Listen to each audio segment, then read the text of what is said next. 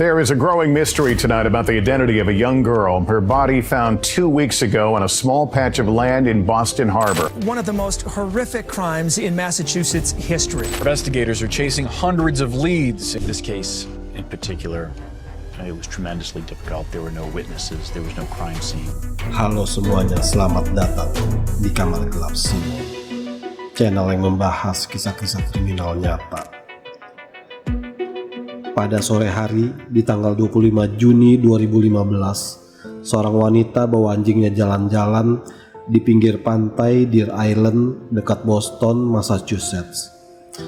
Nemuin sebuah kantong plastik yang awalnya dia nggak pedulin karena cuma dianggap sebagai sampah. Tapi minat anjingnya yang terus-menerus membawa dia ke penemuan yang mengerikan. Tubuh nggak bernyawa dari seorang anak.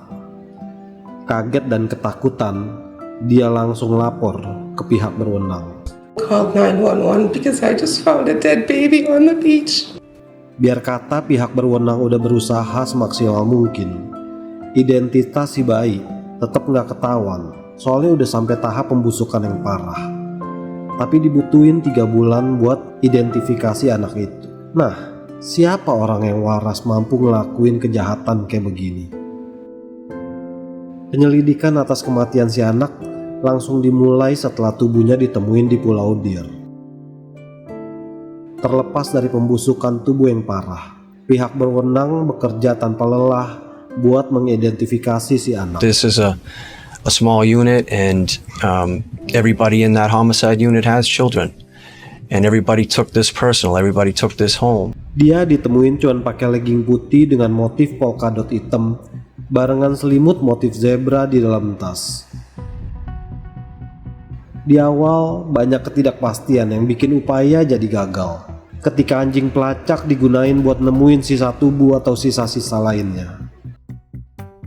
Pembusukan tubuh udah terjadi yang ngebikin identifikasi visual nggak memungkinkan, dan paparan air yang lama bikin identifikasi sidik jari mustahil buat didapetin. I don't think I'll ever fully understand how a child that age could go missing for so long without anyone, asking where she is. Penyidik nggak bisa nentuin ras dan etnik si anak. Nggak jelas gimana jenazahnya ada di lokasi itu. Ada keraguan apakah jenazahnya diletakin di pantai atau hanyut di air dari lokasi lain yang berpotensi jaraknya sampai ke Kanada. Pihak berwenang yakin bahwa korban ditaruh di TKP, bukan keseret ombak dari lokasi lain, karena jenazahnya nggak semuanya membusuk. Setelah ditemukan jenazah si anak, otopsi dilakukan pada tanggal 3 Juli 2015 tanpa disertai penyebab kematiannya. Sementara pihak berwenang curiga ada tindak pidana, nggak ada tanda-tanda cedera yang ditemuin pada jenazah tersebut. Tes selanjutnya dilakukan buat deteksi racun, obat-obatan, atau alkohol sebagai kemungkinan penjelasan untuk kematian si anak. Si anak akhirnya dinyatakan sebagai keturunan Hispanik. Disebutin kalau rambutnya berwarna coklat, bergelombang, dan panjangnya sekitar 35 cm, yang menunjukkan kalau rambutnya belum dipangkas selama beberapa waktu. Diperkirakan tingginya antara 94 cm sampai 107 cm dengan berat sekitar 13,6 kg. Nggak ada tanda lahir atau bekas luka yang jelas di tubuhnya. Pakaiannya diperkirakan berukuran 4T. Diidentifikasi pakaian itu diproduksi sama perusahaan Circo, kemungkinan dijual di toko Target. Selimutnya diduga dari Cannon Mills, kemungkinan dijual di Kmart bersama penemuan karet ikat rambut. Meskipun statusnya tidak teridentifikasi, dia tampaknya dirawat dengan baik selama hidupnya tanpa ada tanda-tanda malnutrisi. Buat ngebantu identifikasi, Pusat Nasional untuk Anak Hilang dan Tereksploitasi secara digital ngerekonstruksi ulang wajah si anak setelah upaya sebelumnya buat identifikasi tubuh gagal. Rekonstruksi wajah dibuat pakai Adobe Photoshop yang ngegabungin jenazah dengan stok foto buat memperkirakan penampilannya saat si anak masih hidup.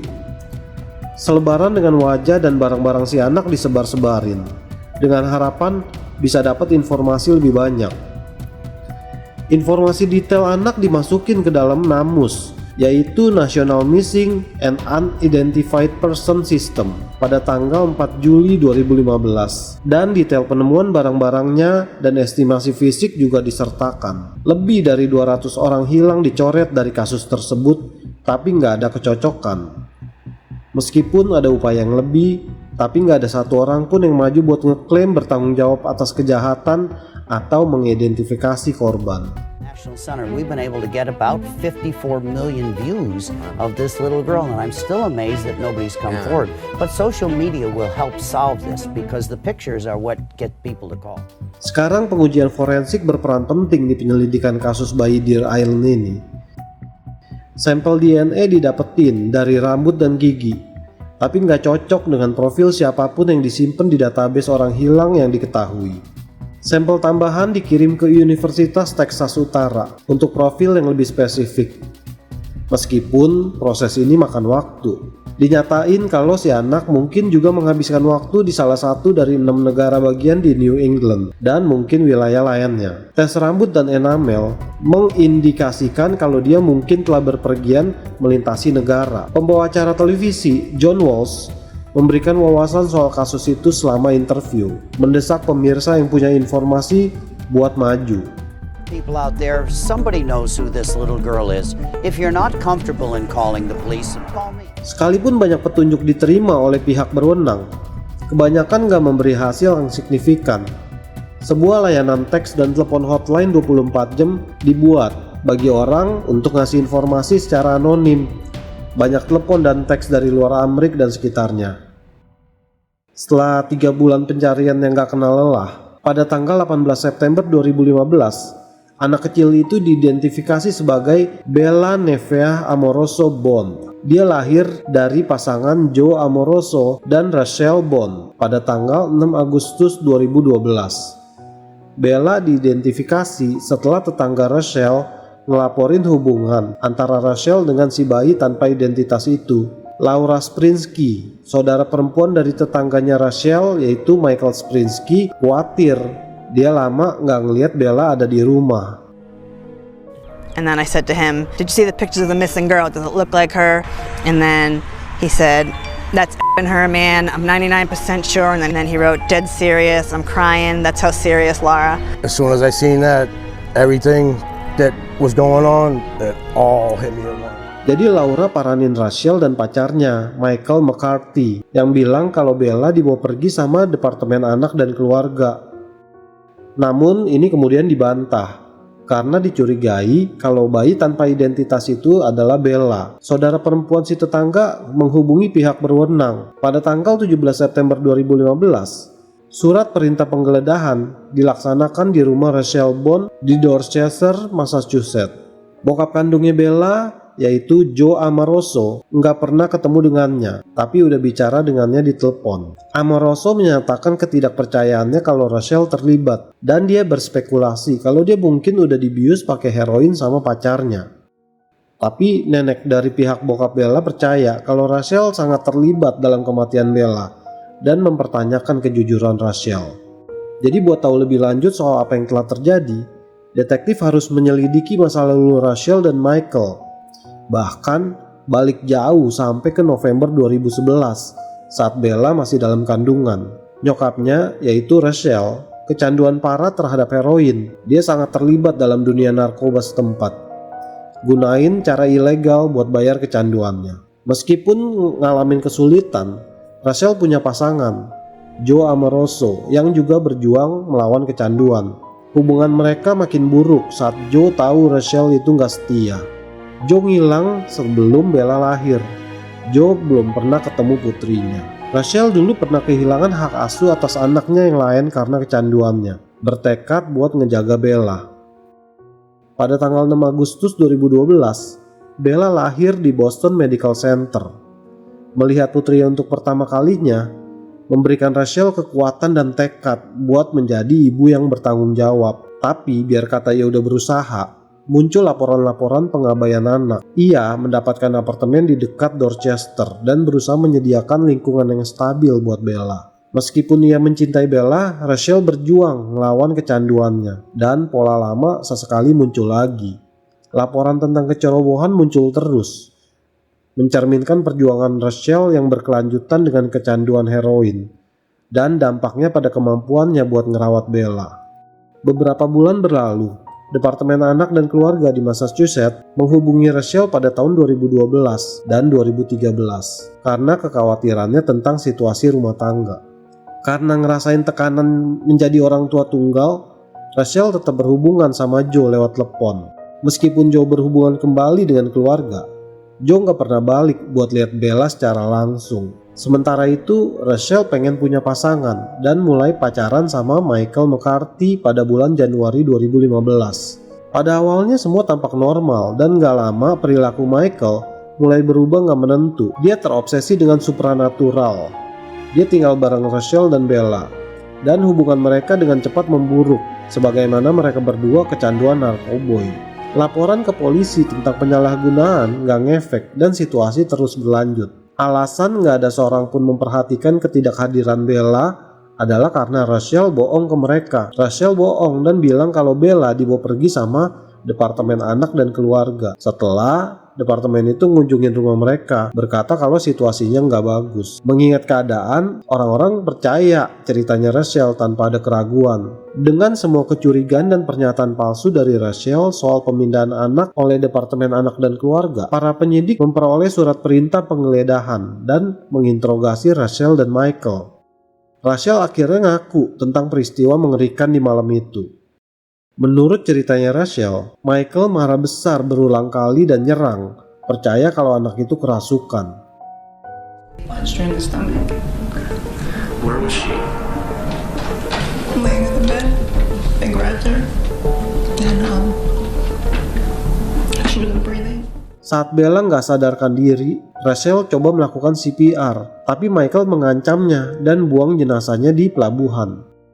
Ini mengonfirmasi kecurigaan penyidik yang menduga adanya tindak pidana di kasus Bella. Bagaimanapun, keterlibatan Rachel menimbulkan pertanyaan tentang kemampuannya. Beberapa perbedaan, misalnya nulis di formulir tunjangan kalau Bella masih hidup, menyebabkan spekulasi tentang motif dan tingkat keterlibatannya. Rachel dan Michael ditangkap pada tanggal 18 September 2015. Bukti medis nunjukin bahwa kematian Bella mungkin disebabkan oleh trauma perut yang parah. Dr. Henry M. Nails, kepala pemeriksa medis, ngomong bahwa trauma ini dapat menyebabkan sesak napas atau serangan jantung. Meskipun ada temuan ini, Michael membantah mengetahui kematian Bella saat ditangkap. So you had no interaction with the child, or something didn't happen to the child that could have caused harm to that child? I mean, I had interaction with the child, yeah, but like nothing that would have caused harm to her. No? Like playing with her, talking with her, being around the house when she was around there, going out with the dog, taking her to the park, things like that. Why would Rochelle tell us that you hit the child? Hit Bella? I can tell you. No? No. And I don't think Rochelle would let someone stay around that was Did you hitting her child. Did she ever hit the child? Not that I saw, no, that's why I was kind of surprised when she even said, someone said they saw her spank her on the bum. I was even kind of surprised at that. Listen, Mike, now's your chance to get out from under whatever you're under and come clean and tell us what happened and let us figure this out. Because if you just sit here and blow smoke up my ass and lie and lie and lie and lie, you're just digging yourself in a bigger hole. I'm not blowing smoke up anyone's ass. If he's saying, I might look nervous, maybe it's because I'm about to go into a major surgery in an hour. No, I'm just, like I said, I'm talking to you. You couldn't have caught me at a worse time. It's okay. Like, you're doing great. I'm telling you right now, you're doing great. The whole interview was going great until I sort of confront you with some things that I believe aren't truth. So again, something happened to the little girl. Okay. You don't know Bella's dead? No. Really? No. Huh. She's not? Not to my knowledge. Are you sure? Positive. You didn't drive over to East Boston? Saat persidangan Rachel Bond dan Michael McCarthy digelar pada bulan Juli 2017, Masing-masing ngomong versi mereka sendiri tentang apa yang terjadi. Michael coba lempar kesalahan ke Rachel dengan menggambarkan Rachel sebagai ibu yang lalai dan pencandu narkoboy. I never harmed a hair on her head. She was a beautiful, happy, healthy little girl. Sementara itu Rachel mempertahankan ketidakbersalahannya terkait kejahatan, tapi ngaku bantu buang jenazah di bawah tekanan dari Michael. Dia juga ngadepin tuduhan penipuan uang kesejahteraan dan dia terus mengklaim tunjangan untuk Bella bahkan setelah kematiannya. Selama persidangan, pengadilan lebih condong percaya ceritanya Rachel. Tanpa ada saksi lainnya, jaksa nawarin kesepakatan pembelaan dengan imbalan hukuman kurang dari 3 tahun penjara dan masa percobaan. Rachel akan bersaksi melawan McCarthy, tapi dia masih menghadapi tuduhan kejahatan serius. Bukti-bukti melawan Michael kelihatan lebih kuat, dengan anjing pelacak yang nunjukin keberadaan jenazah di rumahnya Michael McCarthy dan memar di tubuh sesuai dengan cerita Rachel. And what did you see when you stepped in? He had punched her in the stomach. Where was she? Laying in the bed. Namun gak ada bukti langsung yang menghubungkan kematian Bella. Pengacara Michael berargumen kalau Michael bahkan gak aware Bella hilang. Soalnya Rachel ngomong kalau Bella dibawa sama Badan Kesejahteraan Anak Negara. Persidangan mengungkap jaringan yang rumit tentang penipuan, pelecehan, dan kecanduan di keluarga Bella. Sementara itu peran Michael Sprinsky sebagai saksi kunci yang terlibat dalam mencari keadilan buat Bella. When the jury went out, he and Laura waited every day for the verdict. Michael McCarthy is guilty of murder in the second degree. Finally when it happened, I just broke down. Akibat dari akhir tragis Bella Bond, Michael McCarthy dihukum karena pembunuhan tingkat 2 dan dijatuhi hukuman seumur hidup di penjara pada tanggal 28 Juni 2017 dengan kemungkinan pembebasan bersyarat dalam 20 tahun. Rachel akhirnya mengaku bersalah dan menerima masa percobaan yang jauh lebih ringan. Namun muncul pertanyaan tentang Departemen Anak dan Keluarga nanganin kasus Bella dengan investigasi yang mengungkap kesalahan serius dan pelanggaran. Bokap kandung Bella, Joe Amoroso, menyampaikan pernyataan dampak korban sebelum vonis McCarthy, ngungkapin kesedihan yang dalam atas kehilangan putrinya. I wasn't ready to be a father a couple years ago, but I was ready and I am ready now, and unfortunately I just came a couple months too late. Meskipun belum pernah ketemu Bella, Joe menekankan pentingnya hidup Bella dan menyesalkan hilangnya kesempatan untuk menjadi ayah baginya. Terlepas dari ini, penyelidikan oleh kantor pembela hak anak mengungkapkan kesalahan serius dalam sistem kesejahteraan anak. Badan tersebut hanya ngeluarin peringatan tertulis resmi buat pekerja yang bertanggung jawab atas pelanggaran tersebut. Kasus Bella Bond memicu minat masyarakat yang signifikan dengan keterlibatan di Twitter dan Facebook. Berbagai individu nawarin untuk menanggung biaya pemakaman dan penguburan. Sementara di rumah duka menjanjikan sumber daya untuk penguburan yang layak dengan batu nisan. Joe Amoroso mengungkapkan rencana untuk menguburkan Bella di Winthrop, Massachusetts, dikelilingi oleh keluarga, memilih pemakaman umum dan upacara penghormatan terakhir. Tapi Bella akhirnya dimakamkan pada tanggal 28 November 2015 di pemakaman Winthrop dalam upacara pemakaman tertutup. Soalnya kedua orang tuanya akhirnya setuju nggak bikin upacara pemakaman secara umum. Dia dikuburkan di bawah batu nisan yang bertuliskan namanya dan tanggal penemuannya. Foto-foto Bella kemudian dirilis di laman Facebook ibunya. Kisah Bella sampai di sini.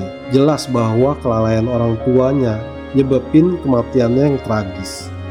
Tindakan yang sangat mengerikan dari Michael McCarthy dan Rachel Bond, baik di dalam maupun di luar penjara.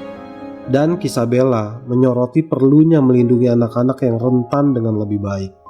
Jadi menurut kalian, di kasus kematian Bella ini siapa yang salah? Apakah Rachel atau Michael McCarthy? Tulis komentar kalian di bawah. Subscribe buat tonton video kisah kriminal nyata lainnya. Jangan lupa nyalain lonceng notifikasi. Klik tombol like dan share kemana aja deh bebas. Udah pada gede ini kan. Thanks for watching. See you guys.